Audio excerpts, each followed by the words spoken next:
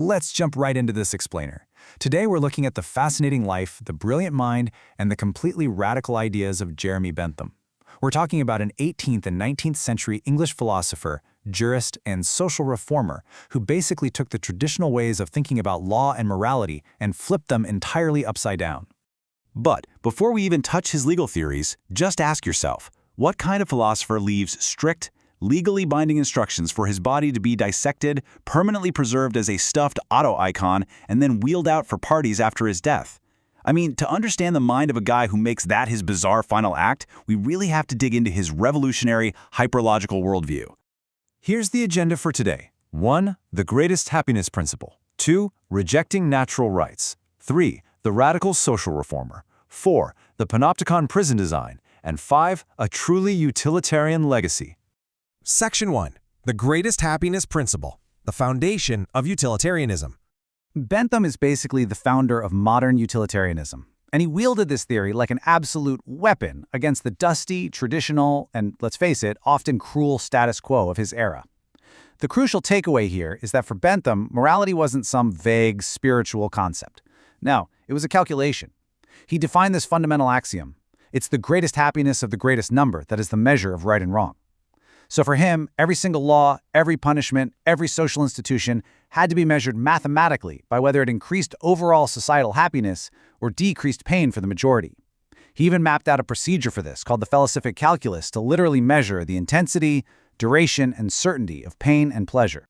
This brilliantly illustrates his belief in psychological egoism. Back in 1780, he wrote, "Nature has placed mankind under the governance of two sovereign masters, pain and pleasure." He totally believed human beings are fundamentally driven by the desire to maximize their own pleasure and minimize their own suffering. So to his mind, legislators just needed to accept this scientific reality and start crafting laws that naturally guided human self-interest toward the public good. Section 2. Rejecting natural rights. Pragmatism over tradition. Let's see how this mathematical logic turns into a fiery rejection of the leading political theories of his day. During Bentham's lifetime, you have to remember, revolutions were sweeping the globe, most notably in America and France, and they were fueled by this concept of natural rights. These were rights that thinkers like John Locke argued were God-given and inherent to all people. But Bentham absolutely despised this idea. He sharply contrasted his own focus on measurable, pragmatic social utility with these unwritten divine rights. For him, you couldn't calculate or legally codify a mystical natural right, so it was essentially useless. Notice the aggressive phrasing he uses. He famously dismissed the whole concept of natural law by calling natural rights nonsense upon stilts. It's quite the visual, isn't it? He genuinely thought that elevating imaginary rights above practical, written law wasn't just unscientific, it was actually dangerous, mostly because he believed it led to social chaos instead of carefully calculated societal happiness. And this disdain extended right to the founding documents of the United States. In 1776, the British government secretly commissioned a rebuttal to the American Declaration of Independence, and Bentham actually chipped in. He mocked the American political philosophy, calling the Declaration a hodgepodge of confusion and absurdity. Though it is worth pointing out that as he grew older, he did change his tune. By his later years, he actually considered himself a philo-Yankee and came to admire the American democratic system. Section 3. The radical social reformer, ahead of his time. Armed with this utilitarian calculus, Bentham wasn't just sitting around theorizing. He was an incredibly progressive social reformer who was decades and sometimes even centuries ahead of his time. When you apply his logic, maximizing happiness and minimizing pain for everybody, you end up with a wildly progressive platform for the 18th and 19th centuries. Around 1785, he authored an essay titled Paiderasty, which is the first known English argument for homosexual law reform. He argued to decriminalize same-sex acts simply because they didn't harm society or decrease overall happiness. He also championed complete equality for women, the right to divorce, and the absolute abolition of slavery and the death penalty. He basically looked at all these institutions, crunched the numbers, and determined they caused far more pain than pleasure. And this logic extended way beyond humanity. Bentham is widely regarded as one of the very first advocates for animal rights.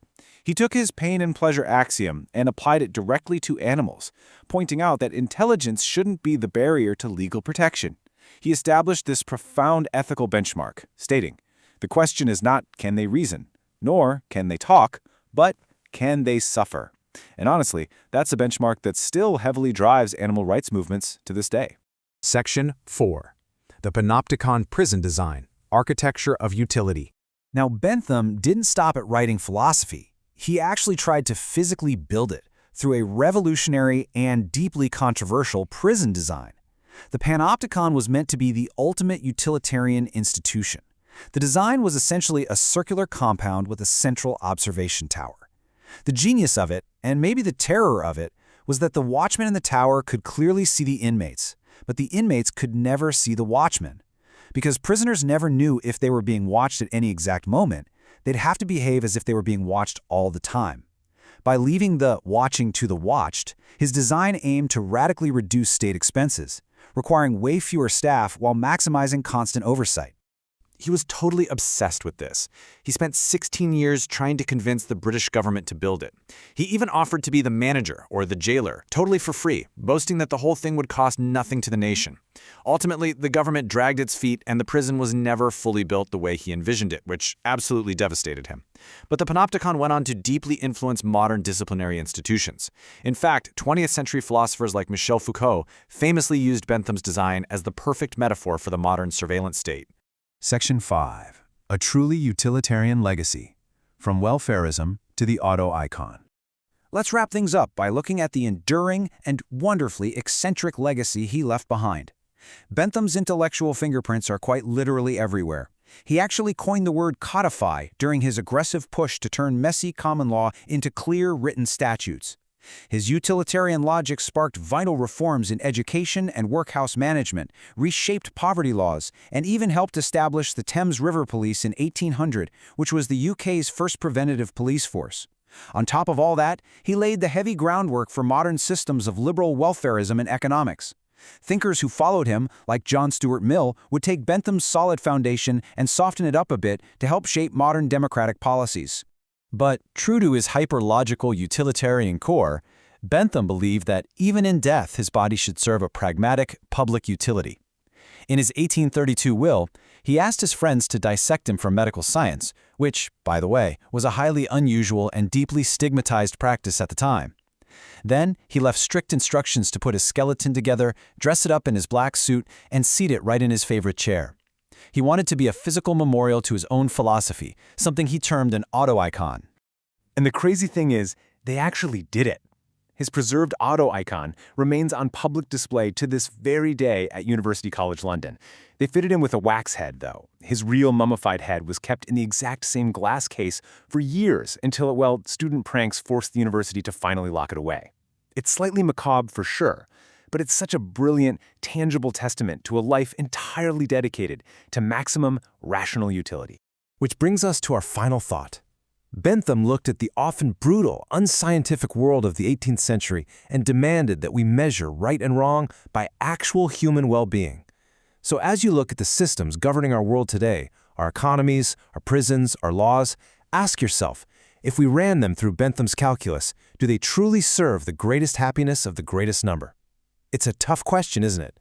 Keep asking it, and keep exploring the history of our laws. Thanks for tuning in to this explainer.